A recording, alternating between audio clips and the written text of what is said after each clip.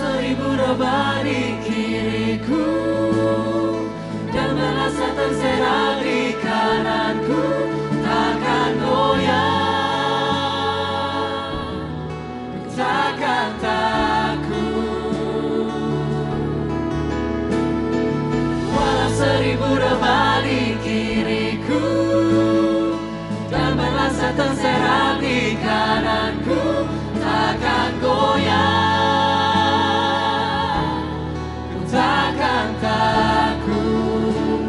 Sebab Engkaulah pengharapanku.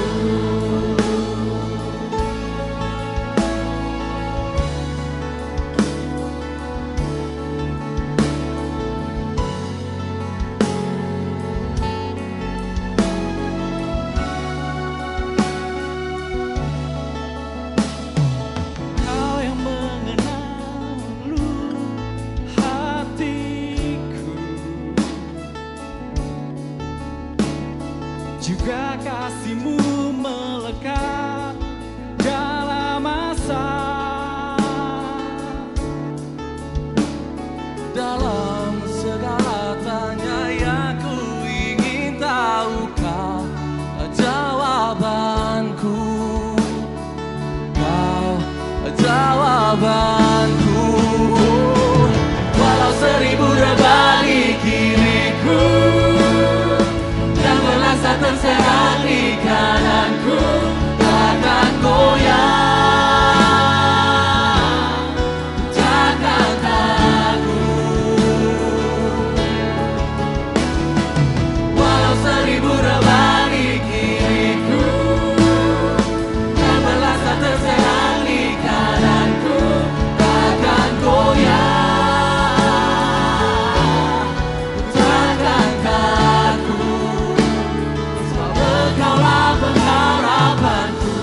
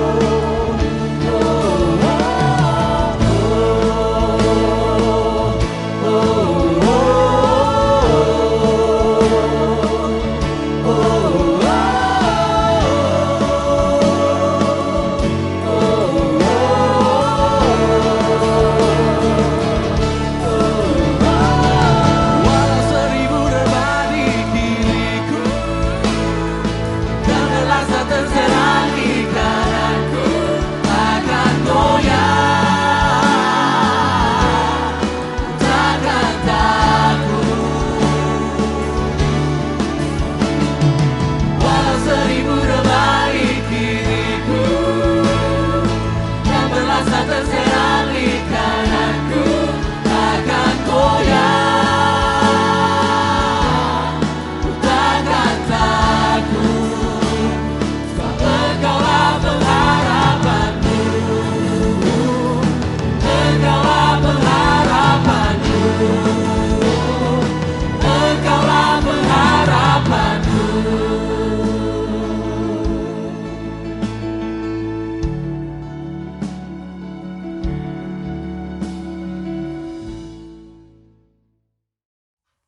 Puji Tuhan, selamat pagi, salam sejahtera dalam kasih Tuhan kita Yesus Kristus.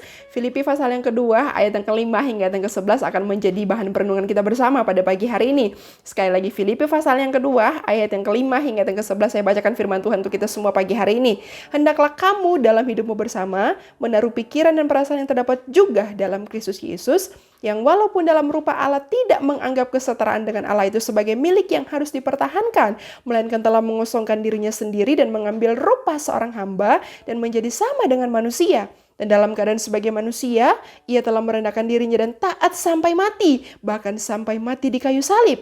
Itulah sebabnya Allah sangat meninggikan dia dan mengaruniakan kepadanya nama di atas segala nama, supaya dalam nama Yesus bertekuk lutut segala yang ada di langit dan yang ada di atas bumi dan yang ada di bawah bumi, dan segala lidah mengaku Yesus Kristus adalah Tuhan bagi kemuliaan Allah Bapa.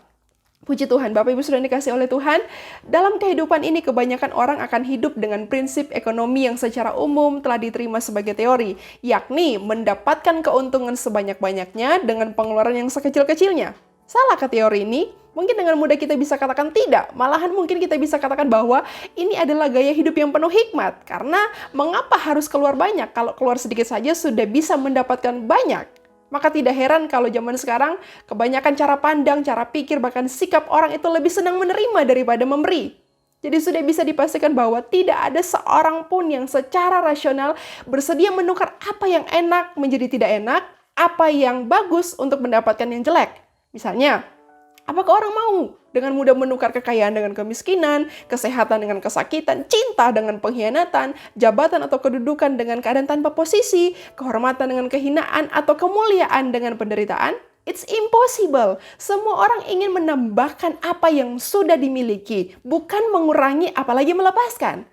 Tetapi Bapak Ibu sudah dikasih oleh Tuhan, jika kita mengingat pada apa yang dilakukan Yesus dalam hidupnya dalam misi keselamatan bagi umat manusia, terhadap apa yang dimiliki dan dikuasainya, maka kita akan menemukan bahwa Yesus melakukan detachment atau hal melepaskan yang luar biasa sekali dalam dirinya.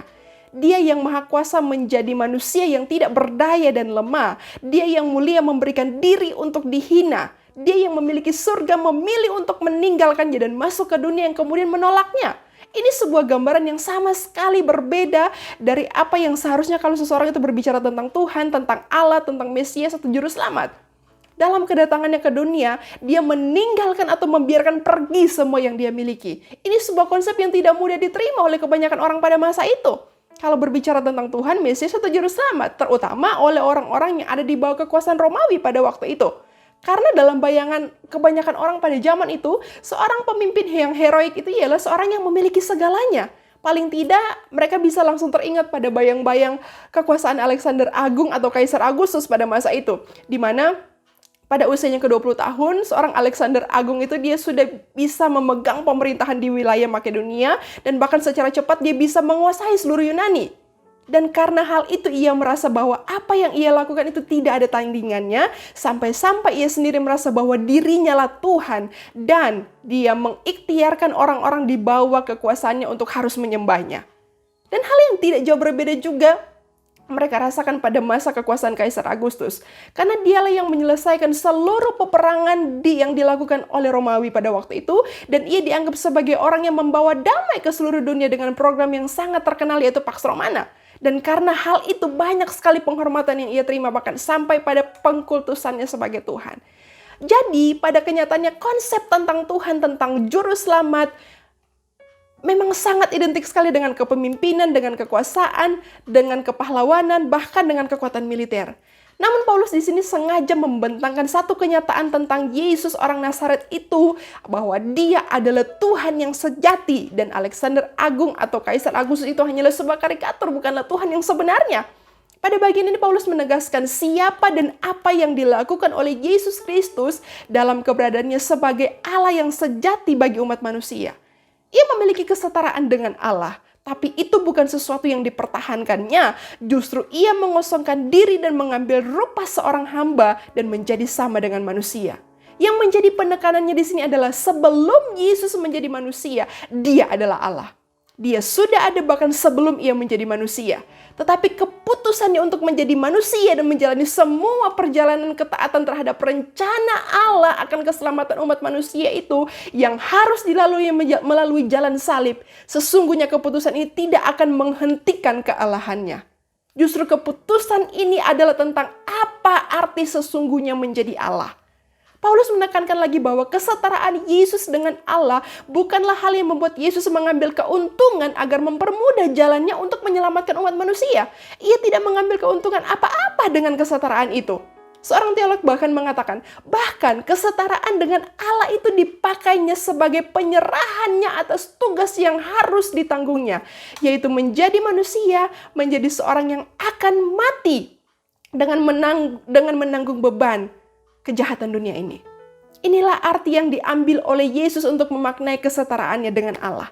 Tindakan pengosongan dirinya ini justru menunjukkan bahwa dia adalah Allah yang sejati. Sesuatu yang tidak mungkin dilakukan jika dia bukan Allah.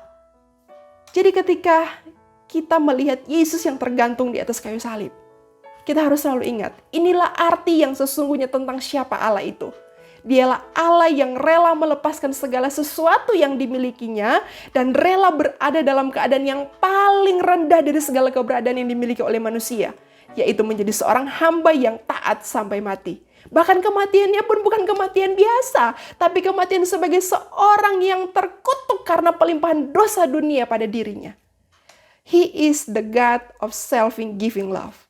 Dia melepaskan kemuliaannya untuk mengambil kehinaan agar manusia kemudian memperoleh kelimpahan hidup dalam kematiannya. Disitulah letak kuasa dan kehebatan dari seorang yang kita panggil sebagai Tuhan. That is the true victory. Puji Tuhan, Tuhan memberkati seluruh sidang jemaat. Selamat merayakan Paskah. Tuhan hadir dan terus menyertai kita semua. Mari tundukkan kepala dan kita satu dalam doa. Bapa, terima kasih untuk pengorbananmu yang sempurna bagi setiap kami. Kematianmu memberi bagi kami kehidupan yang pasti dan jaminan yang kekal akan keselamatan yang Tuhan kerjakan.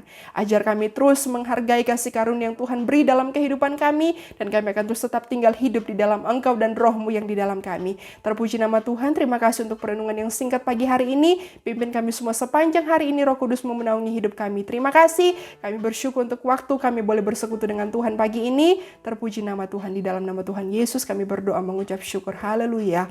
Amin.